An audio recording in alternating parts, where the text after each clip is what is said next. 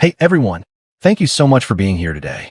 I'm on the exciting journey to reach 1,000 subscribers, and every single click brings us closer. Please join our growing community by hitting that subscribe button. It's quick, easy, and completely free. Your support means the world. Thank you for helping us grow. Lions are ripping up the playbook. Kelvin Sheppard's secret defensive overhaul that could finally fix Detroit. Buckle up, Lions fans, because what's happening in Allen Park right now is nothing short of a defensive revolution, and almost nobody outside the building saw it coming. For 2 years, we watched this defense live and die by one philosophy. Line up, get in your face, man coverage, dare you to beat us. And for 2 years, we watched teams do exactly that, especially when it mattered most. But something changed this offseason. Defensive coordinator Kelvin Sheppard spent his spring locked in film rooms studying the best defenses in football, and what he found out is about to reshape everything about how the Detroit Lions play defense in 2026. This isn't a minor tweak. This is a fundamental identity shift for a unit that has been the single biggest obstacle between this roster and a championship. And buried inside this transformation is a wild subplot involving an undersized 6th-round defensive tackle out of Texas Tech, who might just be the most fascinating wild card on the entire roster. Let's start with the big picture, because you need to understand just how stuck in the mud this defense had become. Last season, the Detroit Lions played more base defense, meaning 3 linebackers on the field, than any other team in the entire NFL. Think about that for a second. While the rest of the league was evolving towards speed, space, and matchup football, the Lions were out here running it back like it was still 2015. And who was doing the opposite? The Seattle Seahawks? The team that wrote a defense built around getting extra defensive backs on the field to a Super Bowl. Seattle played base defense on barely 6% of their snaps last year. 6%. The Lions were up around 63%. That is not a small gap. That is an entirely different sport being played on the same field. And Kelvin Sheppard knows it. He's been telling anyone who will listen that he keeps hearing about this Seattle nickel thing, and that it's time for Detroit to catch up. So here's the plan. The Lions are going to lean into nickel defense, meaning they will substitute out a linebacker for an extra cornerback or safety far more often than they ever have under this coaching staff. And the reason this is happening right now, in this exact offseason, is not some abstract schematic epiphany. It's personnel. It's the fact that the Lions lost 2 massive pieces of their old identity this offseason, and Sheppard essentially has no choice but to reinvent the wheel. The first loss is Alex Anzalone, the heartbeat of that defense for years. The guy who Sheppard could pencil in every single week to cover the tight end and organize the back 7. Anzalone signed with Tampa Bay in free agency, and Detroit did not go out and get his replacement. They're hoping 4th-round rookie Jimmy Rolder can grow into that role eventually, but nobody in Allen Park is pretending he's ready for that right now. The second loss might actually hurt more in terms of scheme. Amick Robertson is gone, off to Washington, and Robertson was essentially 100% of the nickel cornerback snaps for this defense a year ago. He was the guy in the slot. He was also, and let's be honest here because the numbers back it up, not exactly lighting the league on fire in that role. His PFF grades were rough, partly because injuries forced him outside to play boundary corner, a spot that exposed him constantly. But love him or not, he was the guy, and now that spot is wide open. And this is where it gets interesting, because instead of treating that as a problem, Sheppard is treating it as an opportunity. In his own words, not having a clear-cut answer at safety or nickel corner heading into training camp is a good thing because it forces competition and growth.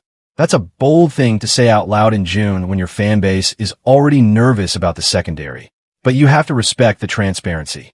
This is a coordinator who is done pretending everything is fine when it isn't. So who's actually going to fill that nickel role? The Lions went out and stockpiled options like they were preparing for a chess match. They signed Roger McCreary in free agency, a crafty veteran corner with more than 3,000 career snaps under his belt, and by all accounts, he has been running with the first-team defense at nickel throughout the spring. They also signed Christian Izien and Chuck Clark, both safeties who have the versatility to slide down into the slot if needed. They brought back familiar faces in Thomas Harper and Avonte Maddox. And they drafted Keith Abney II, a rookie whose game translates naturally to that nickel spot, and he's already been getting second-team reps there. Even Rock Ya-Sin, a returning veteran, is in the mix. This is not a team hoping one guy figures it out. This is a full-blown open competition, and Sheppard has made it clear that whoever wins that job in training camp is going to be trusted with a genuinely important role in an evolving scheme. Now let's talk safety, because if you thought corner was uncertain, buckle up. Brian Branch and Kirby Joseph, the two all-pro caliber safeties who have been the backbone of this secondary, are both dealing with legitimate injury questions heading into the summer. Branch tore his Achilles back in December, and while there's no reported setback in his recovery, there's also no rock-solid guarantee he's ready for Week 1. Joseph battled a lingering knee issue for most of last season that eventually sidelined him for a stretch. So as things stand right now, the presumed starting safety pairing for Detroit heading into the season opener is Chuck Clark and Christian Izien, two free agent additions who have reportedly outperformed expectations throughout the spring. Clark in particular has apparently been the better of the two so far. That's a big change from a defense that had two potential all-pros roaming the back end just a season ago, and it's exactly why Sheppard is embracing more nickel looks. When you're not sure who your top-end talent will be at safety, adding speed and coverage bodies becomes less of a luxury and more of a necessity. There's also an underrated storyline developing with Thomas Harper, who got thrown into the fire last season when Joseph went down and Branch tore his Achilles. Harper wasn't even a true safety by trade. He was more of a nickel-corner hybrid during his time at the Raiders and had barely any experience actually playing the position before landing in Detroit.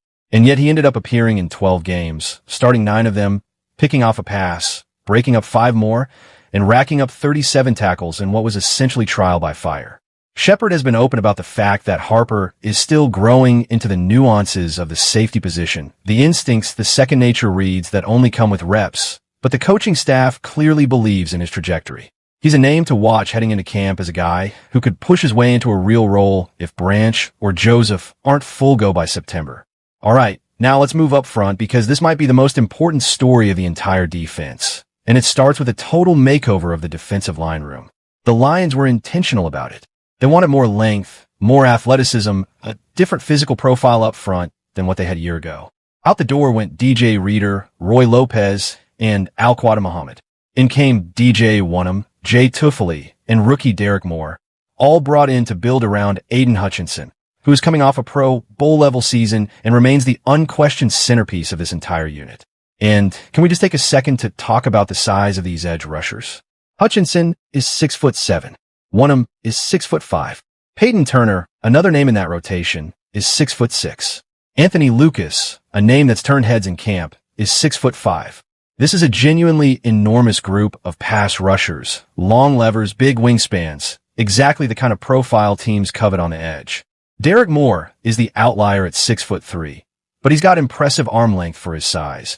And after a lengthy, winding college career at Michigan, where he flashed real playmaking ability, there's cautious optimism that he could be a factor in year 1. And look, if you want a reason for hope here, just remember that plenty of people, myself included, doubted whether Hutchinson himself was worth a number 2 overall pick coming out of college. That take did not age well. So maybe it's worth giving Derek Moore the benefit of the doubt too. But here's the uncomfortable truth about this defense heading into 2026. The defensive end room, for all its size and talent, is not actually the biggest question mark. It's the interior. It's a defensive tackle spot. And this is where the story gets both frustrating and fascinating at the same time. Alan McNeil has looked outstanding this offseason. By every account, the clear bright spot up front, a guy who continues to prove he belongs among the better interior defenders in the league. Alongside him is Tyleik Williams, the first-round pick from a year ago out of Ohio State, a massive, drain-clogging run defender who was specifically drafted to be a load in the middle of that defense. Those two are the guys Detroit needs to be great up front.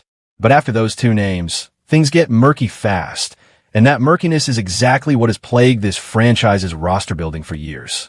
Levi Onwuzurike, a former second-round pick who was supposed to be a foundational piece on that interior, has quietly faded to the point where casual fans probably don't even remember he's still on the roster.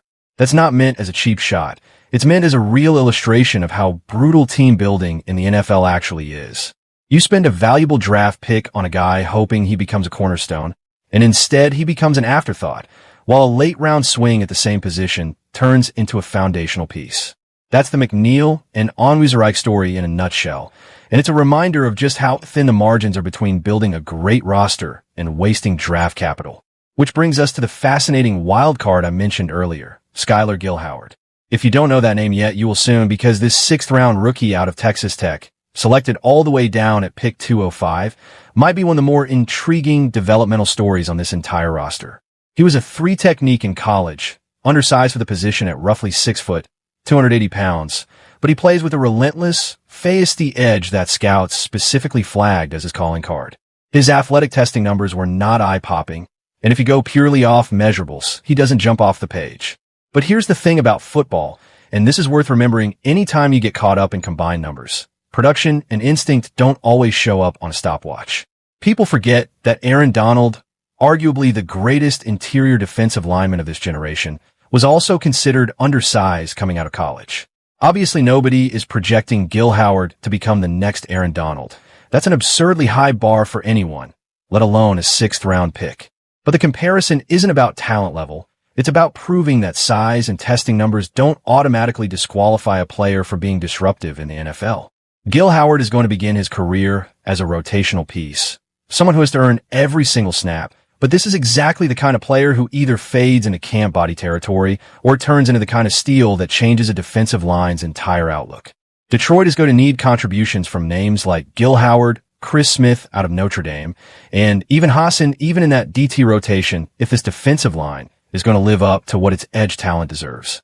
And that's really the crux of the entire defensive equation heading into this season. If the Lions can get real contributions from that defensive tackle room beyond just McNeil and Williams, and if one of those long, athletic edge rushers alongside Hutchinson steps up and becomes a legitimate second threat, this defense doesn't need to be schematically complicated anymore. It can be simple. It can be aggressive. It can let talent win one-on-one matchups instead of masking deficiencies with scheme trickery. That's the dream scenario Sheppard is chasing, a defensive front that wins so consistently up front that the back end doesn't have to live in constant man coverage, praying nobody gets exposed. Because let's be real about what actually went wrong with this defense in years past. It wasn't a total talent deficiency. It was predictability. Opponents knew exactly what was coming. Aggressive press man coverage, blitz-heavy pressure packages, defenders put in isolated one-on-one situations over and over again with very little disguise. And smart quarterbacks feasted on that predictability. You don't need one specific gut-wrenching playoff memory to know exactly what that looked like. We've all seen it too many times. A receiver getting matched up on a linebacker or a struggling corner in a crucial short yardage situation, and the offense just taking the free access because they know precisely what defense they're staring at. The hope now, with more nickel packages, more disguise, more athletic bodies on the field at once, is that Detroit stops being quite so easy to read.